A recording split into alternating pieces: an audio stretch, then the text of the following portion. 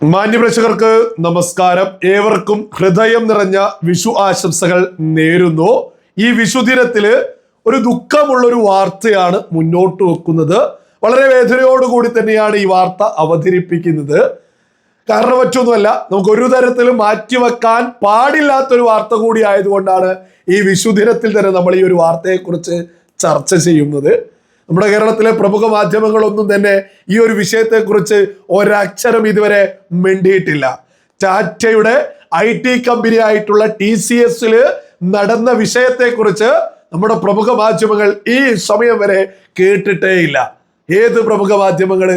ലോകത്ത് എവിടെ എന്ത് സംഭവിച്ചാലും സെക്കൻഡുകൾക്കുള്ളിൽ വാർത്തയാക്കി അവരുടെ അജണ്ടക്കനുസരിച്ച് തോന്നിയതുപോലെ വാർത്ത കൊടുക്കുന്ന, അങ്ങ് ഉത്തരേന്ത്യയിലേക്ക് നോക്കൂ എന്ന് നിരന്തരം വിളിച്ചു പറയുന്ന നമ്മുടെ കേരളത്തിലെ മാധ്യമങ്ങൾ, ആമസോൺ കാർഡുകളില് ഒരു ഇല അനങ്ങിയാൽ അതുപോലും വാർത്തയാക്കുന്ന നമ്മുടെ മാധ്യമങ്ങള് ഉത്തരേന്ത്യയിൽ നടന്നൊരു വിഷയം, TCS നടന്ന വിഷയം ഇതുവരെ മിണ്ടിയിട്ടില്ല.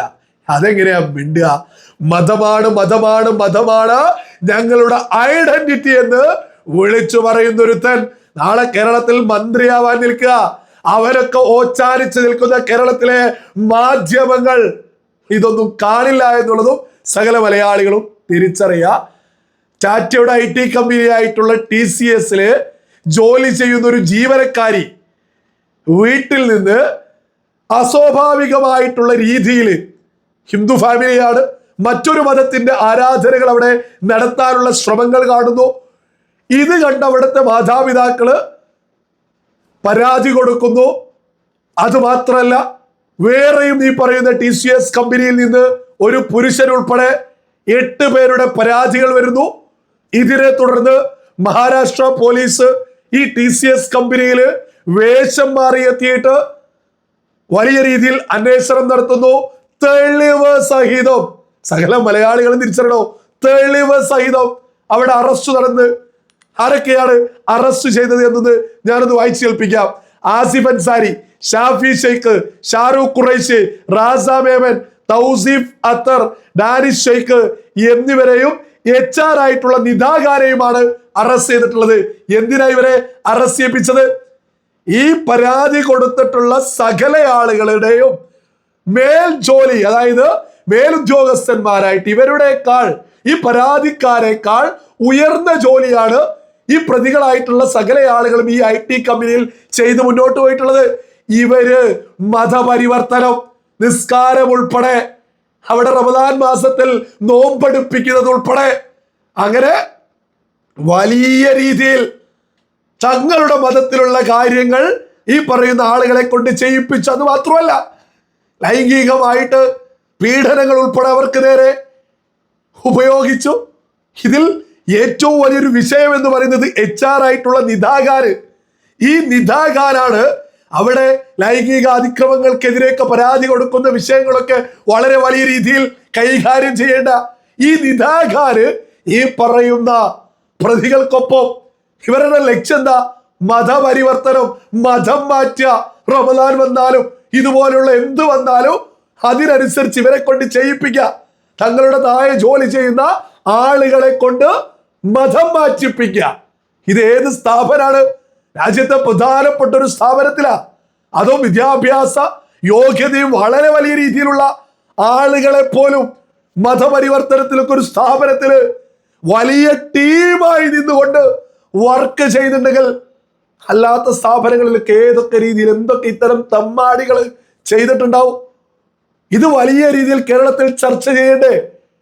നമുക്കറിയാം, UK ഗ്രൂമിംഗ് ഗ്യാങ് എന്ന് പറഞ്ഞുകൊണ്ട് പാകിസ്ഥാനിൽ വന്നിട്ടുള്ള അവിടെ നിന്ന് UK എത്തിയിട്ടുള്ള നെറികെട്ട തമ്മാടികളായിട്ടുള്ള ആളുകള് അവിടെയുള്ള UK പൗരത്വമുള്ള പെൺകുട്ടികളെ വലയിലാക്കി ക്രൂരമായ പീഡനങ്ങൾ ഉൾപ്പെടെ നടത്തിയതിൽ ലോകമൊത്തം ചർച്ച ചെയ്ത, ലോകമൊത്തം അതേ രീതിയിലുള്ള ഗ്യാങ്ങുകള്, അത്തരത്തിൽ ഗൗരവമുള്ള ഒരു ഗ്യാങ്ങിനെയാ മഹാരാഷ്ട്രയില് അറസ്റ്റ് ചെയ്തിട്ടുള്ളത്. അതിനെക്കുറിച്ച് ഇവിടെ ഒരുത്തൻ പോലും നമ്മുടെ കേരളത്തിലെ ഒരു പ്രമുഖ മാധ്യമവും ചർച്ച ചെയ്തില്ല. ഇതിപ്പോ പറയുമ്പോഴേക്കും പറയോ ഇതൊരു മതത്തിനെതിരെയാണ്. അത്തരം പറയുന്നവരെയും നമ്മൾ ഗൗരവത്തിൽ ചിന്തിക്കണോ? അത്തരം പറയുന്നത് ആരോ അവരും നമ്മുടെ കേരളത്തിൽ ഈ പണി തുടങ്ങിയിട്ടുണ്ടാവും. ഇതൊന്നും ഒരു മതത്തെയല്ല, ഒരു മതവുമായി ബന്ധപ്പെട്ട തീവ്ര നിലപാടുള്ള ജിഹാദിസമുള്ള ആളുകളെയാണ് നമ്മൾ എതിർക്കുന്നത്. അത്തരം ആളുകളെ ഒരുമിച്ചൊറ്റക്കെട്ടായിട്ട് എതിർക്കണം. ഈ വിഷയം ചർച്ച ചെയ്താൽ പോലും ഇതൊരു മതത്തിനെതിരാവോ എന്ന് പറഞ്ഞ് നമ്മുടെ കേരളത്തിലെ പ്രമുഖ മാധ്യമങ്ങൾ പോലും മിണ്ടാതെ ഇരിക്കുന്നുണ്ടെങ്കിൽ നമ്മുടെ കേരളത്തിലെ അപകടകരമായിട്ടുള്ളൊരു അവസ്ഥ തന്നെയല്ലേ മുന്നോട്ട് പോകുന്നത്. ഇതൊക്കെ മലയാളികൾ വളരെ വലിയ രീതിയിൽ ചർച്ച ചെയ്യേണ്ടതാ. ഇവിടെ ഒരു കേരള സ്റ്റോറി ഇറങ്ങുമ്പോഴേക്ക് എന്തൊക്കെ ബഹളങ്ങൾ വെക്കാറുണ്ട്.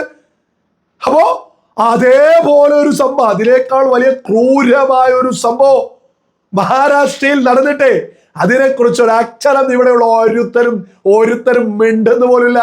ഓരോരുത്തരും മിണ്ടുന്നില്ല. ഇത് മിണ്ടിയാൽ ഇന്ന മതത്തിനെതിരോ എന്ന് പറയുന്നത് പോലും നിറയട.